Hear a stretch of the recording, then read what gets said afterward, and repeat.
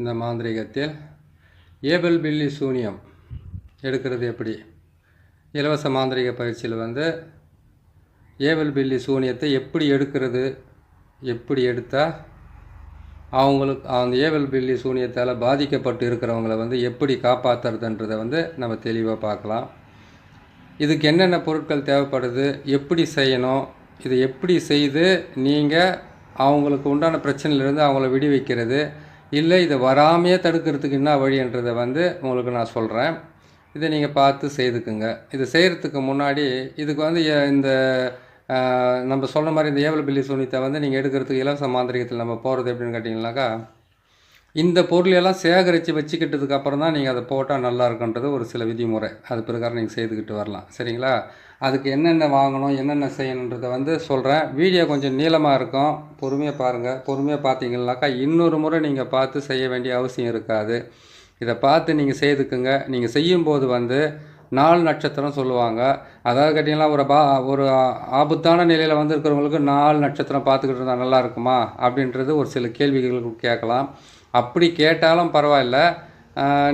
நீங்கள் செய்து கொடுக்குறது பலிதமாகறதுக்கு ஒரு நாளில் கேட்டிங்கனாக்கா இந்த அமாவாசை, அதுக்கப்புறம் கேட்டிங்கன்னாக்கா அஷ்டமி நாள், அதுக்கப்புறம் பார்த்தீங்கன்னாக்கா பிரதோஷ நாள், இந்த நாட்களில் நீங்கள் செய்தீங்கன்னாக்கா இந்த மாந்திரிகத்துக்கு மிகப்பெரிய வலு கிடச்சி உங்களுக்கு எந்த பிரச்சனையெல்லாம் சீக்கிரமாக முடியும். செய்கிறதுக்கு உண்டான வழியை நான் சொல்லும்போது அதுக்கு உண்டான வழியிலிருந்து நீங்களும் சீக்கிரமாக அது வேலை முடிஞ்சிடணும் அப்படின்றதுக்காகத்தான் இந்த விஷயத்தையும் நான் சொல்கிறேன். இதை பார்த்து செய்துக்குங்க. சரிங்களா? இது செய்கிறதுக்கு உண்டான வழியை நான் சொல்லி கொடுக்குறேன். இதை பார்த்து செஞ்சுக்கங்க. முதல்ல நீங்கள் வாங்க வேண்டியது பார்த்தீங்கன்னாக்கா மொத்தமே பார்த்தீங்கன்னாக்கா 7 கலசத்தை வாங்க வேண்டியதாக இருக்கும். 7 மண் கலசம். சின்ன கலசம் 6 வாங்கணும், பெரிய கலசம் 1 வாங்க வேண்டியதாக இருக்கும். இது கேட்டிங்கன்னா என்கிட்ட குறைஞ்சி பார்த்திங்கன்னா ஒரு 150 கலசத்துக்கு மேலே இருக்கும். அது வாங்கி நான் கட்டி போட்டிருக்கிறதுனால நான் வச்சு உங்களுக்கு நான் ஈஸியாக சொல்லிடுறேன். நீங்கள் வாங்கி செய்கிறது இருந்தால் கொஞ்சம் கஷ்டமாக இருக்கும். ஒரே நிமிஷம் இருங்க.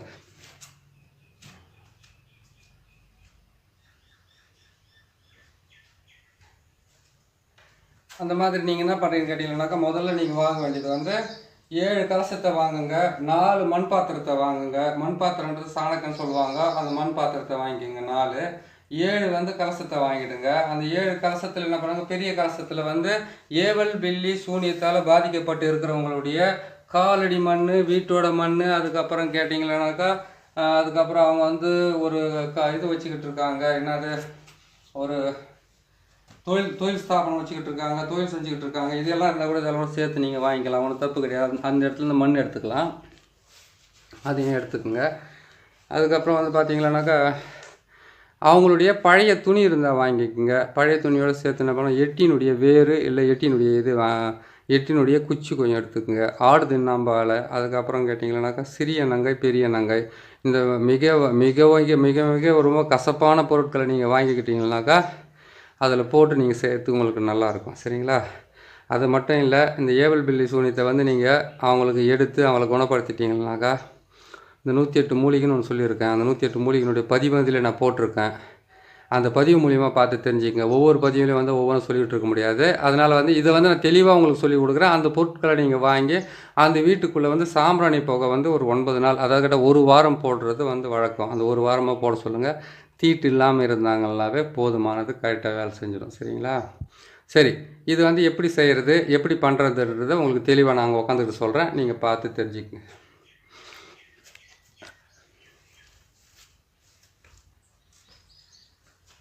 ஏவல் பில்லி சூனியம் இதிலிருந்து அவங்களை விடுபட வைக்கிறதுக்காக, பாதிக்கப்பட்டவங்களை விடுபட வைக்கிறதுக்காக நீங்கள் செய்ய வேண்டியது 4 மண் பாத்திரத்தில் 4 மண் பாத்திரத்தில் மயான சாம்பல் எடுத்துக்கணும். அதுக்கப்புறம் பச்சரிசி மாவு எடுத்துக்கணும், காலடி மண் எடுத்துக்கணும்.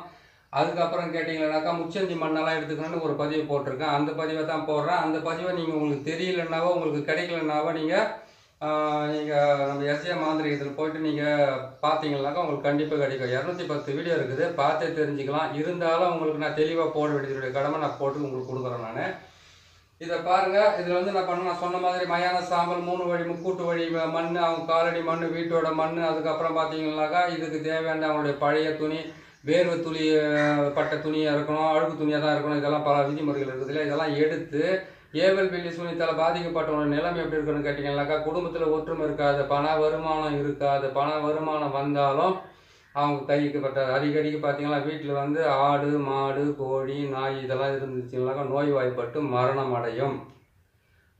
அடைகிறது. அப்படியே அவங்க வீட்டில் வந்து அதாவது ஒரு வாயிலா ஜீவன் இருக்குது வீட்டில் இல்லைன்னாக்கா மனிதர்களை தாக்கத்துக்கு ஆரம்பிக்கும். அடிக்கடிக்கு வண்டி வந்து ஏதாவது பழுதுபடுறது, ஆக்சிடெண்ட் ஆகிறது, ஊரில் இருக்கிறவங்ககிட்ட தேவையில்லாத சண்டைங்க ஆகிறது, வீட்டில் நோய்க்கு படுறது, திடீர் இழப்புகள் ஏற்படுறது, திடீர்னு வந்து ஒரு குடும்பத்தில் வந்து சரிவுகள் ஏற்படுறது, ஆட்கள் வந்து ஒருத்தருக்கு ஒருத்தர் கட்டுப்படாமல் நிற்கிறது, கணவன் மனைவிக்குள்ள ஒற்றுமை இல்லாமல் போகிறது. அதுக்கப்புறம் கேட்டிங்கன்னாக்கா உற்றார் உறவினர்களுக்கு பெரிய பிரச்சனைகள் ஏற்பட்டு கோர்ட்டு கேஸு வழக்கு இதெல்லாம் ஏற்பட்டு அது மூலிமா வந்து ஒருத்தருக்கு ஒருத்தர் பகையாகி இவங்கெல்லாம் வந்து இந்த மாதிரி செய்கிறதுனால இவ்வளோ பெரிய பாதிப்புகள் ஏற்படும். இது வந்து என்ன பண்ண ஏவல் பில்லி சூனியன்றதை வந்து உங்களுக்கு விளக்கமாக சொல்ல பாருங்க. ஏவல் என்பது வந்து துஷ்ட ஆத்மாக்களையோ இல்லை ஒரு வந்து நரபலி மாதிரி ஒன்று கொடுத்துட்டு அதை ஏவி விடுறதுக்கு பேர் தான் ஏவல். ஒரு விஷயம் ஆச்சுங்களா. ஏவல் பில்லின்றது என்ன அர்த்தம்னு கேட்டிங்கன்னாக்கா கருப்பு பூனை, அதாவது கரும்பூனையை வந்து எந்த விதமான முடி வெள்ளையா இல்லாத ஒரு கரும்பூனையோ அந்த பூனையை என்ன பண்ணுவான்னு கேட்டிங்கன்னாக்கா ஒரு கெட்ட நேரத்தில் அதை வந்து பலி கொடுத்து அதனுடைய ரத்தம், அதனுடைய குடல், அதனுடைய சில பொருட்களை வச்சு என்ன பண்ணுவாங்க கேட்டிங்கன்னாக்கா இன்னும் அதனுடைய அந்த உருவத்தை செஞ்சு அந்த உருவத்துக்குள்ளே அந்த அவங்களுடைய உறுப்புகள்னு சொல்லக்கூடிய அவங்க உடலில் இருக்கக்கூடிய சில வகையான பொருட்களை வச்சு அதுக்கு வந்து சுற்றி அந்த பூனையை பலி கொடுத்துட்டு அந்த பூனையை அதோடு சேர்த்து போட்டு புதைச்சாங்கன்னாக்கா அது எப்படி துடிச்சு மரணம் அடையுதோ அந்த மாதிரி மரணம் ஏற்படுறதுக்கு பேர் தான் பில்லி. சரிங்களா. சூனியம் என்பது வந்து கேட்டிங்கன்னாக்கா எந்த விதமான செயல்திறனும் இல்லாமல் அப்படியே வந்து ஸ்தம்பித்து போய் நின்றுட்டு இதெல்லாம் நடக்குமான்னு கூட நினச்சி பார்க்க முடியாத அளவுக்கு துன்பத்தை கொடுத்து அவங்க வாழ்க்கையில் விரக்தி அடைஞ்சு தன்னைத்தானே அழிச்சிக்கிறதுக்காக முயற்சி பண்ணுறதுக்கு பேர் தான் ஏவல் பில்லி சூனியத்தை பிரயோகம் பண்ணுறது. அதாவது கேட்டிங்கன்னாக்கா ஏவல்ன்றது வந்து துஷ்டாத்மாக்களையும் நான் சொன்ன மாதிரி இந்த பொருட்களையும் வச்சு அது பிரயோகம் பண்ணுறது. பில்லின்றது வந்து பூனைகளை வச்சு இது செய்கிறது வேலை. அதுக்கப்புறம் கேட்டிங்கன்னாக்கா சூனியம் என்பது வந்து கேட்டிங்கன்னாக்கா அதாவது கேட்டிங்கன்னாக்கா எந்த விஷயத்தையுமே செய்யவே முடியாத அளவுக்கு அப்படி மீறி செய்துட்டாலும் அது நஷ்டம் தான் வரும். அப்படி மீறி நீங்கள் போயிட்டாலும் அதில் வந்து ஆபத்து தான் வரும். இது எல்லாம் செய்கிறதுக்கு பேர் தான் ஏவல் பில்லி சூனியம். ஏற்கனவே போட்ட தலைப்பில் வந்து இதை நான் உங்களுக்கு விளக்கமாக சொல்லலை.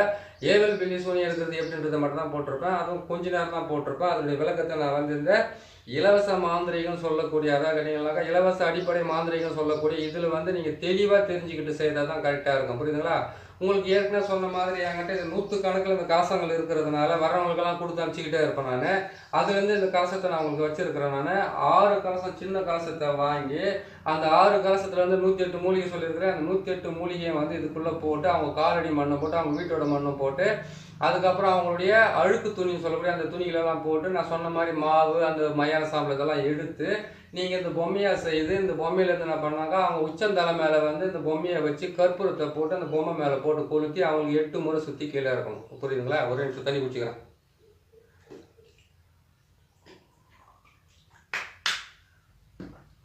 அதுக்கப்புறம் என்ன பண்ண கேட்டீங்கன்னாக்கா சுற்றி இறக்கிறீங்க. ஒரே ஆளுக்கு தான் பாதிப்பு ஏற்பட்டிருக்குமா? இல்லை. ஒரு மாந்திரிகத்தில் வந்து பாதிப்பு ஏற்படுறது எப்படின்னு கேட்டிங்களானாக்கா ஒரு குடும்பத்தில் என்ன பண்ண கேட்டிங்கனாக்கா எந்த மாந்திரிகராக இருந்தாலும் நேராக போனோன்னு இந்த ஆள் மட்டும் அழியணும்னு செய்ய மாட்டாங்க. அவங்க என்ன பண்ண கேட்டிங்கனாக்கா அவங்களுடைய குலதெய்வத்தையும் கேட்பாங்க. அதுக்கப்புறம் கேட்டிங்கன்னா அவங்க வீட்டில் எத்தனை பேர் இருக்கிறாங்கன்னு அவங்க கேட்பாங்க. இது எல்லாம் கேட்டு அந்த பேர் எல்லாம் ஒன்றா சேர்த்து ஒரு தகட்டில் எழுதி இல்லை மயான சாம்பலில் எழுதி அப்படின்னா எட்டின்ற பாருங்க கருவூமத்தினுடைய சாம்பல் வச்சுக்கிட்டு இருப்பாங்க. அதில் போட்டு எழுதிட்டு மயான சாம்பலில் கலக்கி மொத்தத்தையும் போட்டு மிக்ஸ் பண்ணி அந்த காலடி மண்ணெல்லாம் கொடுத்து முக்கூட்டு வழியில் இடுகாட்டில் சுடுகாட்டில் அப்படின்னு அவங்க வீட்டில் அவங்க வந்து அவங்க போகிற வழியில் வர வழியில் போட்டாங்கன்னா தானாவே போதுமானது. அதுக்கப்புறத்துலேருந்து அவங்களுக்கு பிரச்சனை ஸ்டார்ட் ஆகிடும். அந்த பிரச்சனையில் வந்து ஒரே ஒரு ஆள் போட்டு அந்த குடும்பத்தையே குழப்பி நாசம் பண்ணிடுவார். ஒரே ஒரு ஆள் தான் அந்த குடும்ப தலைவனோ குடும்பத்தில் இருக்கக்கூடிய ஏதோ ஒரு விஷயம் எத்தனை விஷயம் இந்த மாதிரி இருக்குதுங்க. ஒரு சாதாரணமாக வந்து பில்லி சூனி ஏவல் பில்லி சூனின்றது வந்து நீங்கள் வந்து ஒரு சர்வசாதாரண எடுத்துன்னு போகக்கூடாது. தேவை எப்படின்னு கேட்டிங்கன்னாக்கா ஒரு தொழிலுக்காக ஏற்பட பிரச்சனைனாக்கா தொழில் வந்து நஷ்டம் ஏற்படுது. அப்போ ஏவல் பில்லி சூனி செய்துட்டு இருப்பாங்களா அப்படின்னு ஒரு டவுட் இருக்குது இல்லையா. அதே மாதிரி இன்னொரு விஷயத்த நீங்கள் கேட்டிங்களானாக்கா வெறும் தொழிலுக்காகவோ ஒரு குடும்பத்தில் ஒரு அழிக்கிறதுக்காகவோ பிரயோகம் பண்ணுற ஒரே ஒரு வேலை கிடையாது இது. எப்படின்னு கேட்டிங்கன்னாக்கா குழந்தைங்க முதல் கொண்டு இருந்து பெரியவங்க வரைக்கும் அதாவது கேட்டிங்கன்னாக்கா தெரிஞ்சவங்க எப்படி செய்வான்னு கேட்டிங்கன்னாக்கா 9 வயசுக்குள்ளே இருக்கிற குழந்தைங்களுக்கு அவங்களுக்கு வந்து எந்த விதமான மாந்திரிகத்தையும் பிரயோகம் பண்ண மாட்டாங்க. அதே மாதிரி கேட்டிங்கனாக்கா 65 வயசுக்கு மேலே இருக்கிறவங்க வந்து மாந்திரிகத்தை பிரயோகம் பண்ண மாட்டாங்க, பண்ணக்கூடாது. அப்படியே மீறி அவங்களுடைய பேரை சேர்க்குறாங்கனாக்கா அவங்க வந்து நோய்வாய்ப்பட்டு போவாங்க. அதில் 12 வயசுக்கு மேலே இருந்தால் தவறான உறவுகளோட சேர்க்கையில் போய் சேர்ந்து அந்த குடும்பத்துடைய பேரை கெடுக்க ஆரம்பிப்பாங்க. சரி, அதுவும் இல்லாமல் போகுதுனாக்கா திடீர்னு வீட்டுக்குள்ளே இருக்கிறவங்க பணத்தை காணாமல் போகிறது, தொழிலில் வந்து முடக்கம் ஏற்படுறது, நகைங்க வீட்டில் இருந்து காணாமல் போகிறது, இந்த மாதிரிலாம் ஒருத்தர் ஏவி விடுற அந்த ஏவல் பில்லி சூனியத்தினால குடும்பத்தில் பல குழப்பங்களை உருவாகி ஒற்றுமையாக இருக்கிற குடும்பம் துண்டு துண்டாக பிரிஞ்சு போகும். இதுக்கு பேர் தான் ஏவல் பில்லி சூனியம்.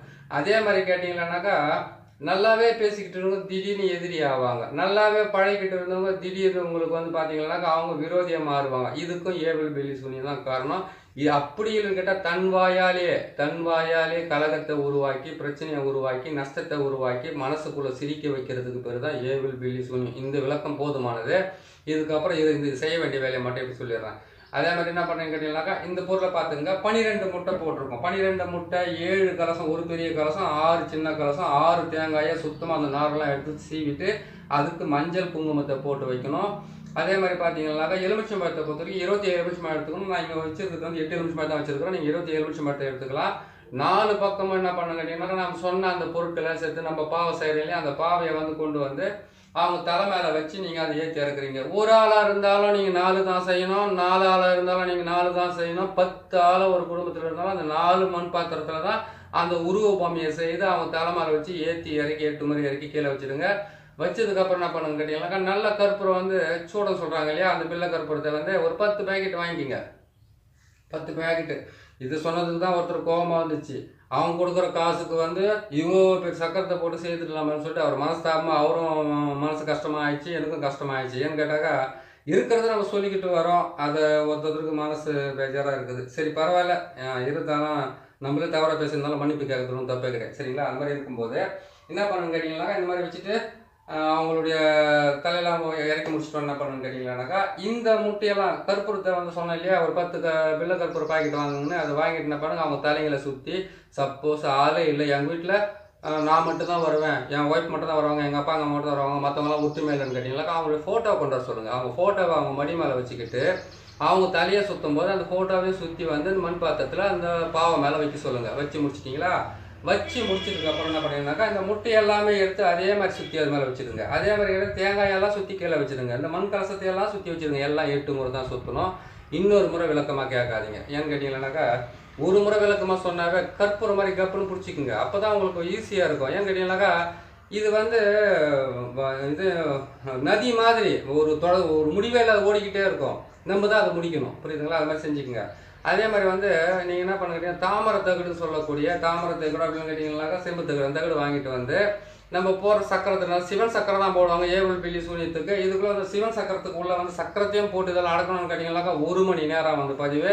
ஏற்கனவே உங்களுக்கு சொன்ன மாதிரி தான் சிவன் சக்கரத்தை முக்கோணத்தை உள்ளே போட்டு மேலே வந்து நாற்கோணத்தை போட்டு முடிச்சிடுங்க. இதுதான் சிவன் சக்கரமும் பிரம்மனுடைய சக்கரமும். அந்த சக்கரத்தை போட்டுட்டு உள்ளே வந்து பார்த்தீங்கன்னாக்கா சி என்ற எழுத்தை மட்டும் போடுங்க. அதுக்கப்புறம் ஓம் என்ற எழுத்தை இதுக்குள்ளே போட்டுக்கலாம். நீங்கள் எங்கன்னா 4 மூலையில் 4 வந்து போட்டுக்கோங்க. இதை மேலே வந்து பார்த்தீங்கன்னா சூலத்தை மட்டும் போட்டுக்கோங்க. உள்ளே இருக்கிற முக்கோணத்துக்கு சூலத்தை போட்டுருங்க. இதுதான் இதுக்குள்ள இருக்க.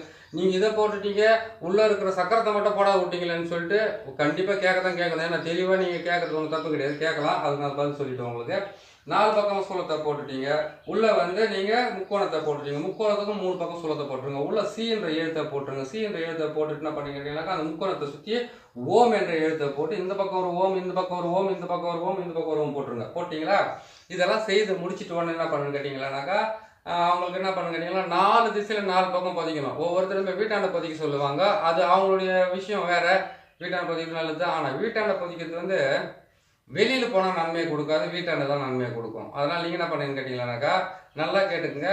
இந்த 4 மண் பாத்திரத்தில் செய்த உருவ பொம்மையை வந்து 4 திசையில் பதிச்சிடுங்க. எப்படி கேட்டிங்கனாக்கா கிழக்கு, மேற்கு, வடக்கு, தெற்கு 4 பக்கம் பதிச்சிட்டிங்களா? எது பதிக்கிறீங்க?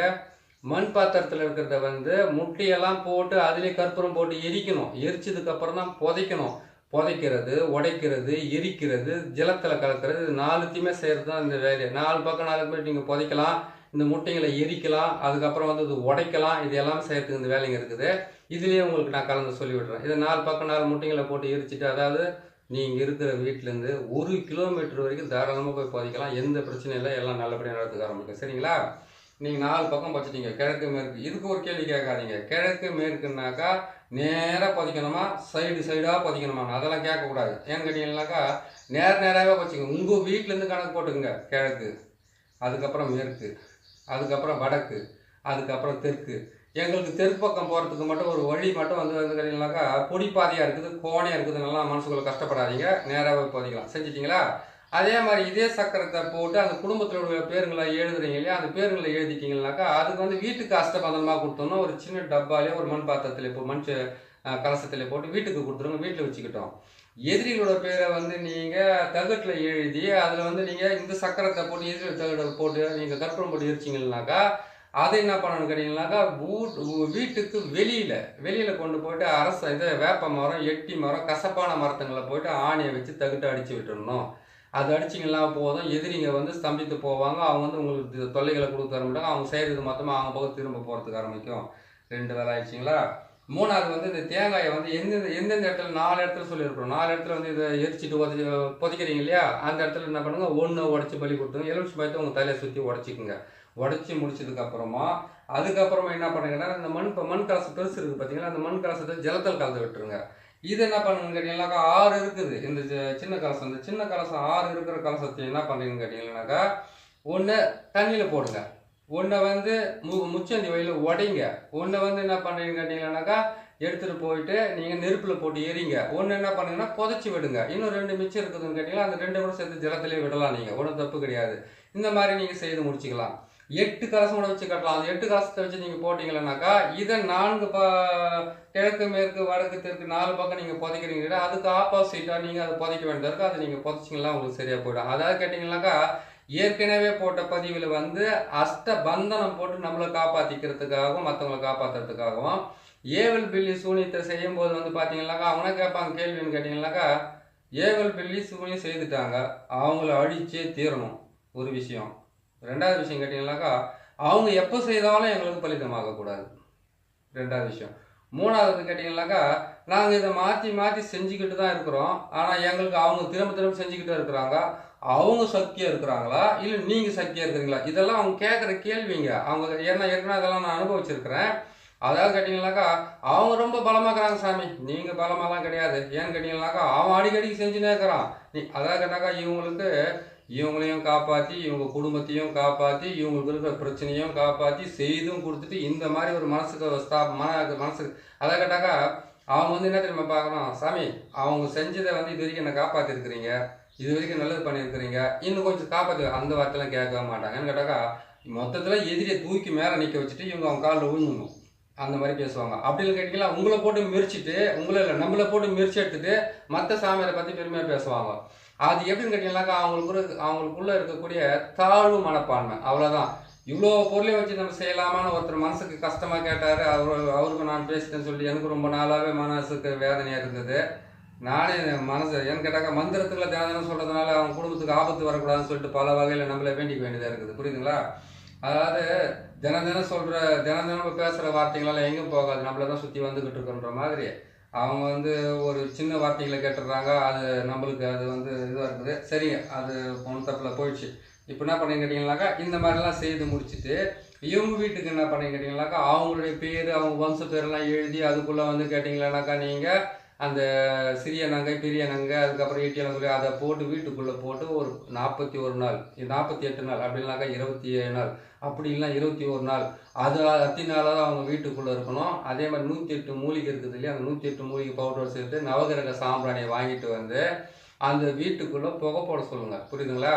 அந்த வீட்டுக்குள்ளே புகை போட சொல்லுங்கள். நேராக வந்தோடனே அவங்க என்ன கேட்பாங்க கேட்டிங்கனாக்கா ஒரே ஒரு தாயத்து நான் போய் கடவுளே பார்த்துட்டு வரணும், இல்லை ஒரே ஒரு மை. இந்த ஊரில் இருக்கிறவங்க மொத்த பேர் என் பின்னாடியே வந்து ரேஷன் கார்டில் நிற்கிற மாதிரி லைனாக நிற்கணும் தான் கேட்பாங்க. நீங்கள் தான் பார்த்து சொல்லணும், அப்படிலாம் லைனில் யாரும் நிற்க மாட்டாங்க. அப்படியெல்லாம் கேட்கறதுலாம் நாட்டில் நடக்காது.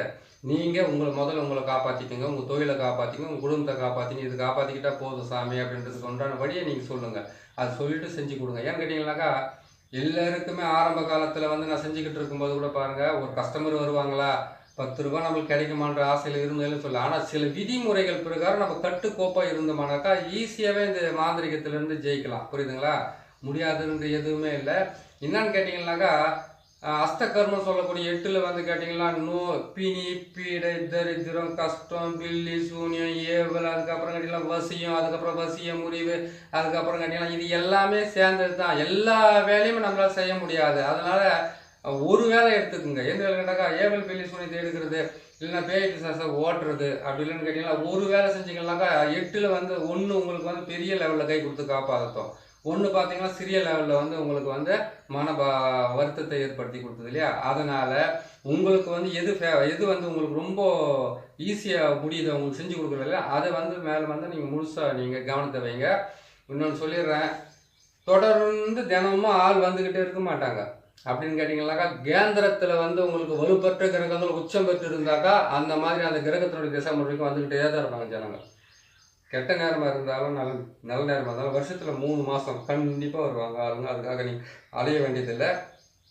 கொஞ்சம் பொறுமையை காத்துக்குங்க. வேகமாக போனாலும் ஒரு நாளைக்கு நம்ம எதாவது ஒன்று ஆள்தான் போகிறோம். மொல்லமாக போனாலும் வேகமாக போய் விழுந்தால் தான் அதிகமாக அடிப்படும். மொல்லமாக விழுந்தோம்னாக்கா தடுமாறி கூட ஏஞ்சி நின்றுடலாம். அதனால் வந்து மனசை கட்டுப்படுத்தி ஒரு நிலைப்படுத்தி இது செஞ்சால் தான் பலிக்குதுனாக்கா அந்த வழியை கொஞ்சம் கைப்பிடிங்க. அதை நீங்கள் கடைப்பிடிச்சிங்கன்னா உங்களுக்கு கண்டிப்பாக அது வழி கொடுத்துக்க ஆரம்பிக்கும். இது எல்லாம் செய்து முடிச்சதுக்கப்புறமா அவங்களுக்கு என்ன பண்ணணும்னு கேட்டிங்கன்னாக்கா 8 நாளைக்கு வந்து அந்த வீட்டுக்கு அதான் சொல்லலாம் 8 நாள் 16 நாள் 21 நாள் 48 நாள் 27 நாள் மிக்ஸ் பண்ணி அந்த வீட்டுக்குள்ளே சாம்பிராணி போக போட்டு வீட்டை கழுவு சொல்லுங்கள். ஏவல் பில்லி சூனி எடுக்கிறதுனாக்கா ஒரே ஒரு கலசத்தை கொடுத்து அனுப்பாதீங்க. நீங்கள் கரெக்டாக பார்த்து இதெல்லாம் செஞ்சு கொடுங்க. வீட்டுக்கு அஸ்தபந்தனம் போகிறதுனாக்கா நீங்கள் சிவனுடைய அச்சாரத்தை போட்டு கொடுக்கலாம். ஒருத்தருக்கும் சிவன் தான் அவங்களுக்கு வந்து பலிதமாவார். ரொம்ப பெரிய வீடியோ போது பார்த்து கரெக்டாக பார்த்து செஞ்சுங்க சரிங்களா. இதெல்லாம் செய்து முடிச்சு அதெல்லாம் முடிச்சு கொடுங்க. சிவனுடைய அச்சாரம் போட்டு அஸ்தபந்தனத்தை போட்டு கொடுத்துட்டு அந்த 21 நாள் பொறுத்து கூட நீங்கள் அது கழிட்டு கோயில் கூட வைக்க சொல்லுங்கள். அது கூட அந்த வீட்டிலேருந்து எல்லாமே பிரச்சனை எல்லாம் விலைக்கு போகிறதுக்கு ஆரம்பிச்சிடும். படிப்படி அந்த குடும்பத்தில் ஒட்டு வரதுக்கு ஆரம்பிக்கும். அடிக்கடிக்கு வீட்டில் மஞ்சள் தண்ணியை தெளிக்க சொல்லுங்கள். அதே மாதிரி கேட்டிங்கன்னா மாட்டு கோமியத்தை முகத்தை கழுவு சொல்லுங்கள். தலைமையில தெளிச்சிக்க சொல்லுங்கள். வாசலில் வந்து மாட்டு கோமியமாக மாட்டு தண்ணியை வந்து சாணியை தெளித்து மாட்டு கோமியத்தை தெளிக்க சொல்லுங்கள். 4 பக்கம் வீட்டுக்கு வெளிப்பக்கம் நீங்கள் புதைக்கிறதுக்காண்டி அஸ்தபந்தனம் கொடுக்குறீங்கனாக்கா அந்த இடத்துலையும் வந்து இந்த மாட்டு கோமியத்தையும் அதுக்கப்புறம் பசுமாட்டு சாணத்தையும் போட்டு தெளிக்க சொல்லுங்கள். அமாவாசை பௌர்ணமி அன்னைக்கு வந்து கண்டிப்பாக வீட்டுக்குள்ளே வந்து ஏதாச்சும் ஒரு எலுமிச்சம்பழமோ இல்லை கல்யாண பூசணிக்காவோ அதெல்லாம் கூட சொல்லுங்கள். சரி இல்லை ஒரு ஆடு கோழியை பலி கொடுத்து தான் ஆகணும்னு கேட்டிங்கன்னாக்கா ஆடு கோழி பலி கொடுக்குறது அந்த சக்கரத்தை போட்டு கொடுக்குறது தான் நீங்கள் கொடுக்கலாம். ஏன்னா நம்ம கொடுத்து அந்த ரத்த இதுவெல்லாம் வந்து போட்டு கொடுக்குறோம். யூடியூப்பில் நிறைய ஃபார்மாலிட்டிஸ் இருக்குது. அதனால் நீங்கள் என்ன பண்ணிக்கிறீங்களா அப்படி அவங்க கொடுக்குறதா இருந்தாக்கா நீங்கள் கோழியை வாங்கி என்ன பண்ணுங்கள், அவங்க தலையை வந்து கரெக்டாக வந்து 27 முறை தலையை சுற்றி அவங்க வாயால் வந்து அந்த கோழியினுடைய காதை மூடிக்கிட்டு இந்த பிரச்சனைக்காக தான் உன்னை நான் பலி கொடுக்குறேன் அப்படின்றத வந்து தெளிவாக சொல்லுங்கள். ஏன்னு கேட்டிங்கன்னாக்கா ஒரு உயிர் போகிறதுக்கு முன்னாடி எதுக்கு சாகுதுன்ற சில விஷயத்தை அதுக்கு தெரியணும். நீங்கள் அது கோழி போய் எப்படி புரிஞ்சிடும்? கோழிக்கு போய் தெரியுமா நம்ம வெட்டியது போய்ட்டு ஆக்கி தின்னு போட்டு நம்ம மேலே வச்சு படுக்க வேண்டியதுதானே? அதுதான் கேள்வி. அதெல்லாம் கிடையாது. எந்த ஜீவனாக இருந்தாலும் அது உயிர் போகிறதுக்கு வந்து சில காரணங்கள் இருக்கணும். அதை வந்து நீங்கள் சொல்லுங்கள். என்கிட்ட காரணமே இல்லாத ஒரு பலியை கொடுக்கக்கூடாது. ஆடை இருந்தால் கூட அது சுத்தமாக குளிக்க வச்சுட்டு அது காது கட்டுவாங்க. அந்த காதான கையை வச்சுன்னு சொல்லிட்டு நான் ஒரு கோயிலுக்குள்ளே போனோன்னா நந்தி சிலை இருந்த உடனே நந்தி சிலை கிட்ட போய் நின்றுக்கிற மாட்டேன். நேரம் வந்து நான் ஒரே ஒரு வருஷத்தில் எல்ஐசி பில்டிங் மாதிரி பில்டிங் கட்டிடணும், ஒரு வருஷத்தில் கார் வாங்கினாலும் தெளிவாக கேட்கறதுக்கு தெரிஞ்சு நம்மளுக்கு இந்த ஆடு கட்டியும் கோழி கட்டியும் சொல்லலாம். ஒன்றும் தப்பே கிடையாது. அதை சொல்லிட்டு என்ன பண்ணணும்னு கேட்டிங்கனாக்கா பொறுமையாக கேட்டு அதுங்கிட்ட சொல்லிவிட்டு அதுக்கப்புறம் தலையை வந்து 8 முறை சுற்றலாம். அதை கேட்டால் உயிர் போகிற மாதிரி இருக்குதுன்னா அதுக்கு பலி கொடுக்குறதா இருந்தாக்கா அதை எடுத்துக்கோங்க. இல்லை கல்யாண பூசணிக்காக போதுமானது, இல்லை எலுமிச்சை மழமே போதுமானது செய்து கொடுங்க. கண்டிப்பாக நல்லது நடக்கும். அதான் தான் சொல்கிறேன்னே 8 அஸ்தகர்மம் வந்து செய்து தான் நீங்கள் சாதிக்கணும் அப்படின்னு கேட்டிங்கன்னாக்கா நம்மளுக்கு எந்த விதமான ஆசையும் இல்லாமல் நல்ல துணி கூட கட்டாமல் சுற்றி நம்ம காமிக்கணும். அதனால் நம்மளுக்கு எது வருதோ எது உங்களுக்கு ரொம்ப சீக்கிரமாக செஞ்சு கொடுங்க. இந்த பதிவை நீங்கள் பார்க்குறீங்க, ஒவ்வொரு பதிவுமே வந்து உங்களுக்கு நல்ல பதிவாக தான் போடுவேன். இன்னொரு முறை நீங்கள் ஒரு முறைக்கு 2 முறை இது பார்த்தாலே உங்களுக்கு புரிஞ்சிடும். புரியுதுங்களா? இந்த கலசத்தையும் இந்த முட்டையும் இந்த எலுமிச்சை பழத்தையும் இந்த பூ இந்த பாவை எல்லாம் வந்து கரெக்டாக பார்த்து செய்துக்குங்க. நீங்கள் செய்து உங்கள் மேலே நம்பிக்கை வச்சு நீங்கள் செய்து கொடுத்தாவே எல்லா பலனும் நல்லபடியாக கிடைக்கும். அதையும் மீறி ப்ராப்ளம் வருதுன்னு கேட்டிங்களா இன்னும் நிறைய வீடியோ இருக்குது. அந்த வீடியோவை பார்த்து நீங்கள் செய்து நீங்களே பலன் பெறுங்க. சரி, இதெல்லாம் சொல்லிட்டோம். இதுக்கு ஒரு மந்திரத்தை வந்து ஏற்கனவே சொல்லியிருக்கேன், இருந்தாலும் சொல்லி விட்டுறேன். புரியுதுங்களா? 2 மந்திரம் சொல்கிறோம். ஒரு மந்திரத்தை மனசுக்குள்ளே வச்சுங்க, இன்னொரு மந்திரத்தை வந்து நீங்கள் பிரயோகம் பண்ணி பாருங்கள். சரிங்களா? முதல் மந்திரத்தை வந்து இது பிரயோகம் பண்ணுறதுக்கு முன்னாடி கணபதி மந்திரம் தான், ஏற்கனவே சொன்ன மந்திரம் தான். ஓம் கணபதி வருக ஓங்கார கணபதி வருக ரிங் கணபதி வருக ரிங்கார கணபதி வருக ஸ்ரீங் கணபதி வருக ஸ்ரீங்கார கணபதி வருக நான் நினைத்த காரியங்கள் வசிவாய நம சிவாய நம ஓம் ரீம் ஸ்ரீம் ஹவ்வும் சவ்வும் கங்கனாய கனாய வருக சுவாக. சொல்லிட்டுமா? எலுமிச்சம்பழத்தை அப்போ என்ன பண்ணி கேட்டிங்கனாக்கா நீங்கள் போட்ட இந்த சக்கரத்துக்கு எலுமிச்சம்பழத்தை இது மேலே வச்சு கட் பண்ணி இதுக்கு நீங்கள் நேராக சுற்றி இதுக்கு ஒரு பலி கொடுத்துட்டீங்க, குங்குமத்தை தடவி பலி கொடுத்துட்டீங்க. இன்னொரு மந்திரத்தையும் சொல்லணும். என்ன மந்திரம்? ஓம் பகலமுகி மாய பூஜ்யமான சகல தேவதை மாமா சத்ரு பிரேரதை தேவதாக்கு பந்தத் முக்த பந்தா குரு குரு சுவாக வங்சிங் உச்சடயா உச்சடயா இந்த மந்திரத்தை சொல்லிட்டீங்க. இந்த மந்திரத்தை சொன்ன உடனே நீங்கள் செய்துறீங்க பாருங்க பாவை, அந்த பாவைக்கு வந்து நீங்கள் பலி கொடுத்ததுக்கு அப்புறம் தான் நீங்கள் இதை பிரயோகமே பண்ணணும். சரிங்களா? சரி, அடுத்தது வந்துட்டு என்ன சொல்கிறீங்க கேட்டிங்கனாக்கா, இது ஏவில் விடுறீங்களா ஏவில் முறிக்கிறீங்களா? ஏவில் முறிக்கிறதுனாக்கா மகாமாய மந்திரத்தை தான் சொல்ல வேண்டியதாக இருக்கும். ஏன்னு கேட்டிங்கனாக்கா, சரி ஏவில் முறிக்கிறதுக்கு எதுக்கு மகாமாய மந்திரம்னு கேட்டிங்கனாக்கா, மகாமாய மந்திரன்றது வந்து இதனுடைய அர்த்தம் வந்து இன்னும் பெரிய லெவலில் சொல்ல வேண்டியதாக இருக்கும். அவள் நேரம் சொல்கிறதுக்கு டைமிங்கில் சொல்லிடுங்க கேட்டுங்க. எந்த ஆணோ ஆடோ மாடோ கோழியோ இல்லை எந்த ஜீவனாக இருந்தாலும் பெண் மூலியமாக தான் அது பூமிக்குள்ளே வெளியில் வருது. பூமிக்குள்ளே வந்து அது வந்து உலகத்தை ஆளுதோ இல்லை இந்த பூமி அதை ஆளுதோன்றது வந்து அடுத்த கட்டத்தில் இருந்தாலும் ஒரு பெண் இல்லாமல் ஒரு குழந்தை பிறக்க போகிறதில்ல இந்த உலகத்தில். இன்னும் ஒரு குடும்பத்துக்கு வாரிசு கிடைக்க போகிறதில்ல, சந்ததியினுடைய பிராப்தி கிடைக்க போகிறதில்ல. எது வந்தாலும் அந்த பெண்ணை வச்சு தான் மாந்திரிகத்தை பிரயோகம் பண்ணணும். அதனால தான் சிவன் சக்திக்கு சொல்லியிருக்கிறாரு. சிவன் செய்யலை, சக்திக்கு சொல்லி தான் இருக்கிறாரு. அடிய பார்வதி மக்களுக்காக வந்து அதை கேட்டீங்கன்னாக்கா வழி தெரியா மக்களுக்கு, பாமர மக்களுக்காக வந்து வழி தெரியாமல் இருக்கிறவங்களுக்கு வந்து இதையெல்லாம் சிவன் சொல்லியிருக்கிறாருன்னு சொன்னேன். சிவன் சொன்னதை நான் கேட்டேன், நான் கண்ணால் பார்த்து நான் சொல்லலை. புரியுதுங்களா? அவர் சொல்லியிருக்கிறாரு, அது மூலியமாக நானும் பார்த்து கேட்டிருக்கிறேன், மற்றவங்க சொன்னதை கேட்டிருக்கிறேன். அதுதான் உங்களுக்கு நான் சொல்கிறேன். ஏன்னு கேட்டிங்கனாக்கா, எதிர்மனை கேள்வின்றது நிறைய பேர் கேட்கறதுக்கு ஆரம்பிச்சிருவாங்க. நான் தான் சொல்லி விட்டுறேன். அதனால் நீங்கள் என்ன பண்ணுறேன்னு கேட்டிங்கன்னாக்கா, இந்த நம்ம மகமாயி மந்திரத்தை நான் சொல்லும்போது அந்த மந்திரத்தை வந்து இதுக்கு சொல்லி நீங்கள் பிரயோகம் படுத்தலாம். புரியுதுங்களா? அதை செஞ்சுங்க. மகமாய மந்திரத்தை சொல்லுறேன். ஓம் மாயி மகாமாயி மாசான காளி உத்தம கிருபாகரி உதிரப்பினம் என்னும் உச்சிஸ்த சண்டாடி எதிரியின் உடலும் உயிரும் ஓசாக உரி உரி மரி மரி மசி மசி சிச்சி மணிமந்திர விஸ்வரூபி ஓங்காரி திருசூலி ஐயம் கிளியும் சப்பம் ஸ்ரீம் ரீம் என்று ஓடிவன் 5 பஞ்ச போதத்தையும் அடக்கி குடலை பிடிங்குவா பதைக்க துடிக்க ஒரு நொடிக்குள்ள அகர ஊகர மகர நகர சிகர என்ற இந்த 5 வச்சு குத்தி மாறி இழுத்து கொண்டு ஓடிவா. அப்படி கொள்ளாதே இருந்தால் கோடி ரிஷிகளை கொண்ட கொடும் பாவியாவாய். மங் மங் மங் மங் எங் எங் நங் நங். இதுதான் என்னுடைய மந்திரத்தை. இந்த மந்திரத்தை சொல்லி நின்றீங்கன்னாவே உங்களுக்கு எதிரிங்களே வரமாட்டாங்க. இவ்வளோ சிறு பண்ண வேண்டிய அவசியமாக இருக்காது. நான் சொல்கிறது எங்கேருந்து கேட்க போகிறீங்க? நான் சொல்கிறது இருந்தால் இன்றைக்கி கேட்கறதுக்கு மட்டும் தான் உங்களுக்கு அது நல்லா இருக்கும். மறுநாளைக்கு இதை விட நல்ல மந்திரமாக இருந்தாக்கா அந்த மந்திரம் நல்லா இருக்குதுன்னு ஓடுறாங்க தானே எல்லாமே. பாருங்கள், நல்லதை செய்யுங்க, நல்லதை செய்து கொடுங்க, நல்லதை அனுபவிங்க. நான் போகிற சேனல் உங்களுக்கு பிடிச்சிருக்குன்னு நினைக்கிறேன். பிடிச்சிருந்தாக்கா அதை சப்ஸ்கிரைப் பண்ணுங்கள், லைக் பண்ணுங்கள், ஷேர் பண்ணுங்கள். இதையெல்லாம் பார்த்து மக்களுக்கு வந்து நல்லபடியாக செய்து கொடுங்க. நீங்களும் செய்து உங்களை காப்பாற்றிக்குங்க. இன்னொரு நல்ல பதிவில் உங்களை நான் சந்திக்கிறேன். நன்றி, வணக்கம்.